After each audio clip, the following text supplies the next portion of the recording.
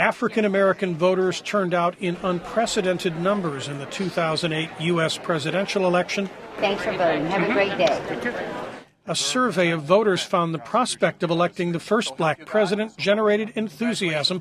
95% of blacks voted for President Barack Obama. I thank God I lived to vote for him. David Bositis of the Joint Center for Political and Economic Studies analyzed the exit polls. There was a record turnout of African American voters. The 2008 election set records in estimated total numbers. More than 16 million blacks voted, and African American turnout was over 66%. Even around the peak of the civil rights movement, both numbers were smaller. The chairman of the Howard University Political Science Department, Darrell Harris, watches such trends. I can't say that we will continue to see this kind of enthusiasm. Obama's the first. And first in most things are significant. And now there is another first. The Republican Party chose a black man and former state elected official as its national chairman. Michael Steele promises a new direction. It's time for something completely different, and we're going to bring it to them. This month, as the nation celebrates the 200th birthday of the man who freed the slaves, Abraham Lincoln, African Americans lead both major political parties.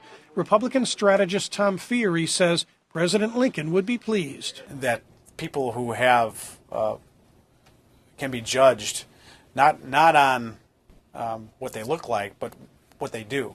In November, the Republican presidential nominee, John McCain, won only 4 in 100 African-American votes. Good to see you. Good to see you again, man. You doing all right? In 2006, Steele ran for the U.S. Senate in Maryland. He won 1/4 of the black vote. And some on the party's national committee say Steele could help broaden the appeal of the party's message. The message of personal responsibility, liberty, free markets. It's a message that anybody can, that can appeal to anybody, regardless of age, race, gender. McCain won only in states in the South and West, where religious conservatives often dominate.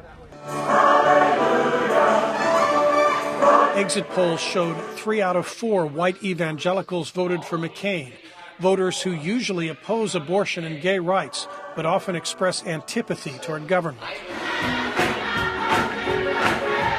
In black churches, ministers often preach similar religiously conservative themes, but African Americans as a group are poorer than whites. The government lists nearly 1/4 below the poverty line, while fewer than 1 in 10 whites are considered poor.